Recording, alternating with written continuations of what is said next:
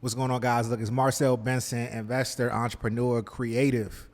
Okay, and I'm back with another one. Today, I'm just going to simply, review the market, right? I actually did not take a play today, but I want to, just reiterate what's going on in the market right now. So I did not take a play in the group today, but I do see some swings brewing. It's funny because a lot of people, I see a lot of analysts that are recommending, switching your sentiments to bullish, and things are looking bullish in some aspect, right? But I'm just going to kind of give my 2 cents. So I'm gonna pull up this. excuse me.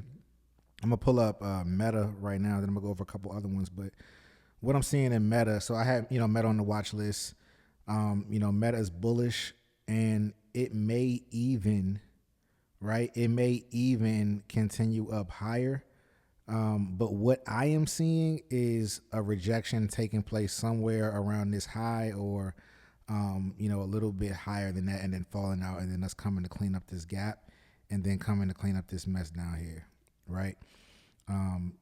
Like I always say, whenever you see a series of gaps, it's not too often when a series of gaps does not get filled.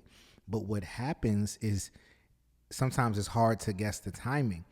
So what these genius market makers will do is will continue driving the market up high, continue driving the market up high.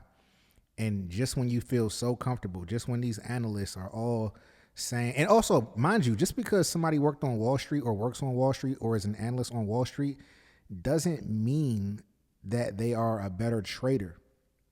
And that's fact. I know that's very hard to conceptualize, very hard to understand, but it does not mean that they're better traders. So it's a couple things going on. First of all, the percentage gains that they're getting for people that own like mutual funds or have them, managing their funds is a fraction of what they're actually earning. If you go and look at what the companies are making, and also the decisions that they make are not always in your best interest, and it's not always what they're doing. Sometimes they'll say something and do something differently. So there's a lot of things that are going on, which is why I really kind of stay out the news. Like I watch the news to understand like how I should be interpreting things and what tricks may be thrown in there, but I'm not hanging on to the words of an analyst, right? I'm just not. Like I know how the game goes. Like I've worked. My background is in finance, so I've seen it, and I'm telling you, like there are people that are less talented that are doing it that are not doing it at this level, right? And at the level that I'm teaching you all to do it at, and that's facts. Like I've been in so many different worlds, right? Like I've literally spent a significant amount of time in so many different worlds, which is why I understand, people so much on a deep level because I've been there. Like every aspect of being a black man you can think of, I've walked it, right? So anyway, outside of that, I'm not really buying into the super bull market. I think that there's going to be a shakeout that's coming.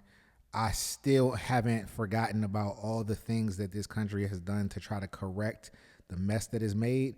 And I think that we are in for a rude awakening, like worse than a recession.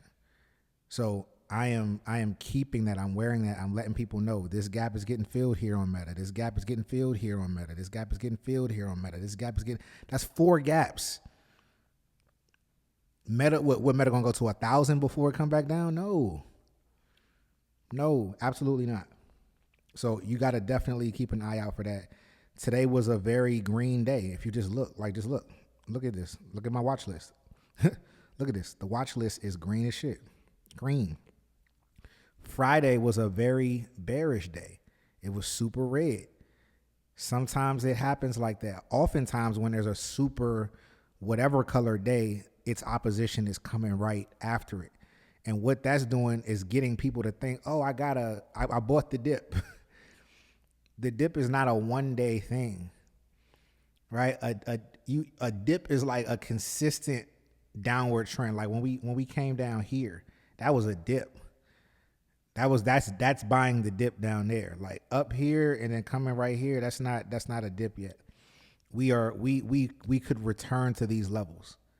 right? I know it may not seem like it. It's just like, no, like it wouldn't come down there like that twice. A lot of people, I've heard a lot of people say, oh, it's not going to come down and then go up and come down again on the daily. I'm like, we don't know.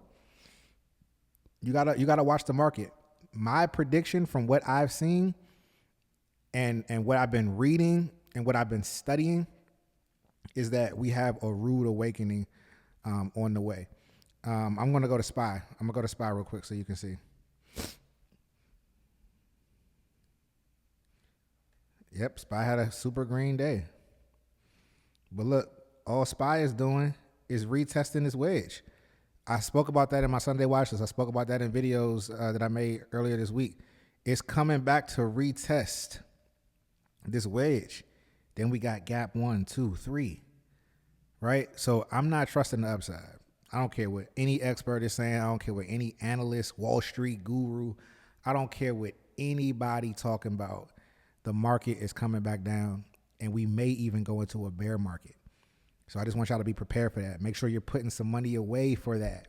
Put some money to the side so you can buy them dips. Put some money to the side so you can buy them dips. When you get profits and scalps from the day, put some money to the side because it's going to be another big buying opportunity that may last a little longer than we want to, but coming off of that may be the biggest earning potential of your life, or you could ride it on the way down like I'm planning to do. So I made a post earlier today. Like I plan on making my biggest trade in this fallout, like from my history of trading.